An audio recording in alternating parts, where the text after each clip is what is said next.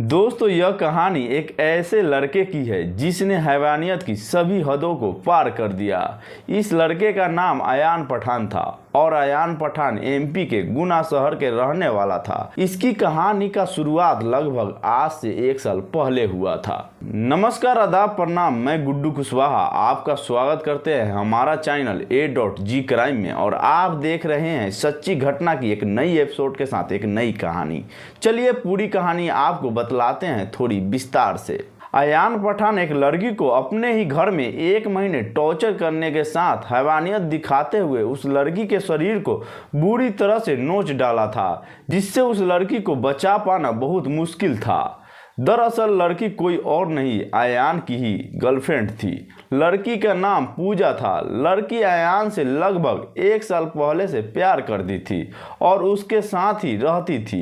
यह बात पूजा की मां को पता चल गई थी और अयान एक अच्छा लड़का नहीं था। इसी वजह से पूजा के मां अयान से अलग रहने के लिए पूजा को अपने रिश्तेदार के घर भेज दिया था।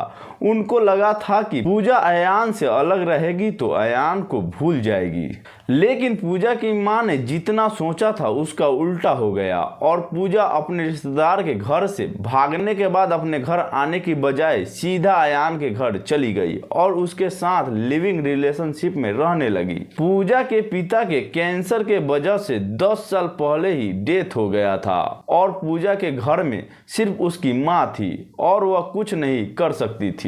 इसकी वजह से उन्होंने पूजा को अयान के साथ पूजा को रहने दिया।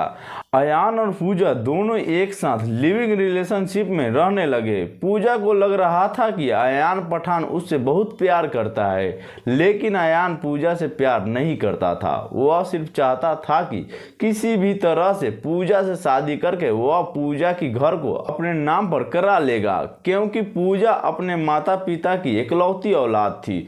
जब पूजा ने अपने घर को अयान के नाम पर ना करने की बात कही तो अयान पूजा से झगड़ा और मारपीट करने लगा। अयान पठान की ऐसी बिहेवियर को देखकर पूजा ने साफ साफ उससे शादी करने के लिए इनकार कर दिया। यह बात पूजा के मुंह से सुनते ही अयान पठान अपने घर के छोटे से कमरे में पूजा को कैद कर दिया और प्लास्टिक के पाइप से मारने लगा और उसके साथ दुष्कर्म करने लगा। जब पूजा चिल्लाती थी तो वह उसके मुंह पर फेविकोल गिरा देता था, जिससे पूजा कुछ नहीं बोल पा रही थी। इसीलिए आसपास को लोगों को कुछ सुनाई नहीं दे रहा था कि अयान के घर में क्या हो रहा है। अयान पूजा के साथ 15 से 20 दिनों तक गलत काम किया। जब उससे भी मन नहीं भरा तो पूजा के आंखों और प्राइवेट पार्ट समेत शरीर पर जितने भी जख्म थे उस पर लाल मिर्च का पाउडर लगा दिया, जिसकी वजह से पूजा बहुत तड़प रही थी।